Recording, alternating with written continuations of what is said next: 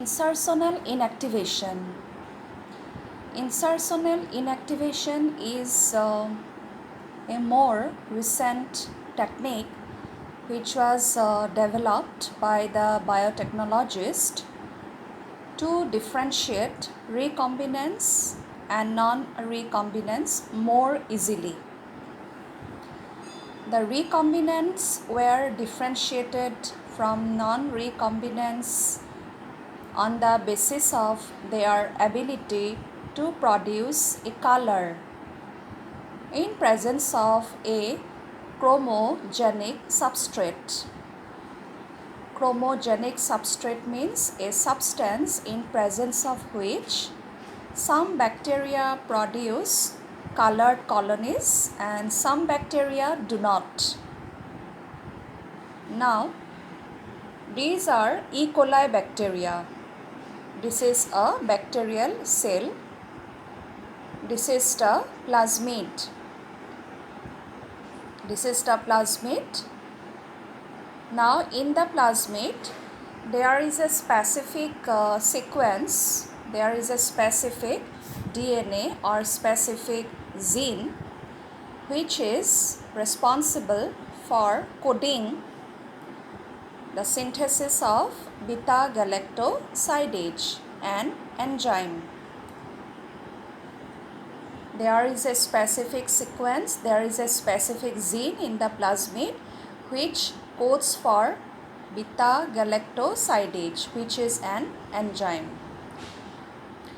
Now, this kind of bacteria which produce beta-galactosidase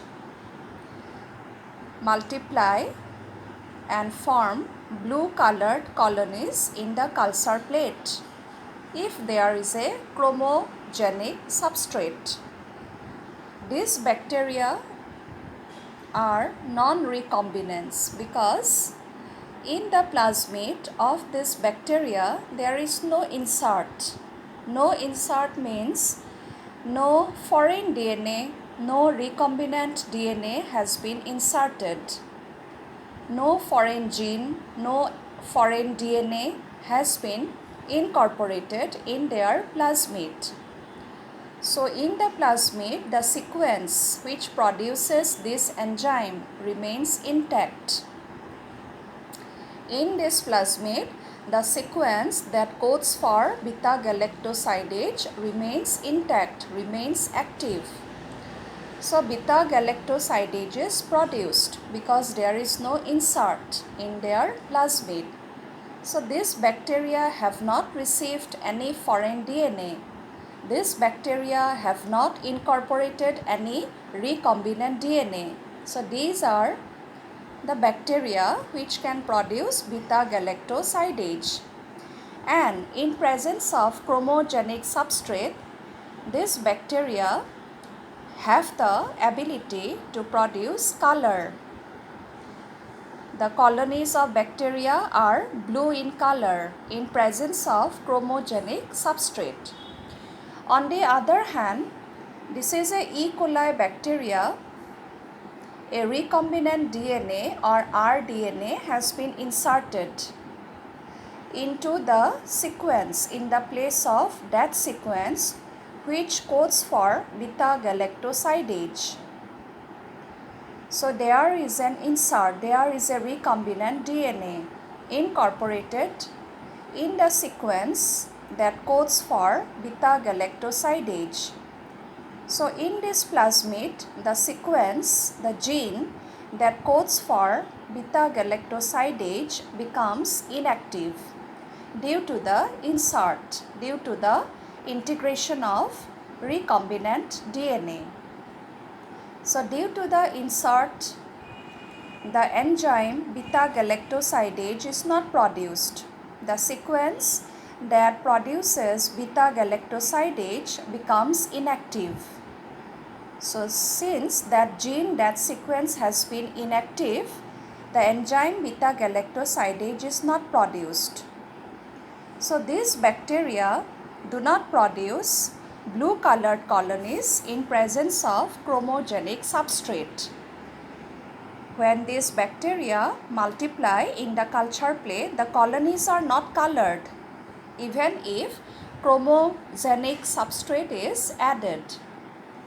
So from this, the conclusion can be drawn. When blue colored colonies are produced, we have to conclude that these bacteria are non-recombinants. They don't have any insert. If the colonies are colorless in presence of chromogenic substrate, that means these bacteria are recombinants due to the presence of insert. The gene, the sequence for beta-galactosidase becomes inactive. So in presence of chromogenic substrate, these bacteria do not produce blue color. They remain colorless. This is called insertional inactivation. The sequence producing beta-galactosidase becomes inactive due to the presence of insert. That is why this technique is called insertional inactivation. This procedure has been devised to differentiate recombinants from non-recombinants. Non-recombinants are blue colored, recombinants are no color, that means colorless colonies. So this technique was developed because selection of recombinants by inactivation of antibiotic resistance gene or selectable marker is a difficult procedure. Selection of recombinants and elimination of non-recombinants on the basis of inactivation of antibiotic resistance gene was very difficult, complicated procedure, because in this process we have to simultaneously culture the bacteria in two different culture plates having different antibiotics. We are supposed to culture the bacteria in two different plates at the same time having two different antibiotics. The bacteria must be cultured in two different plates simultaneously in tetracycline medium and in ampicillin medium respectively. So this was very difficult. This procedure was very difficult. Therefore, alternative selectable markers have been developed. Which can differentiate recombinants and non-recombinants on the basis of their ability to produce color in presence of chromogenic substrate. In presence of chromogenic substrate, some bacteria produce blue color and some do not. The bacteria which do not form any color, they are recombinants, and the bacteria which form colored colonies are non-recombinants.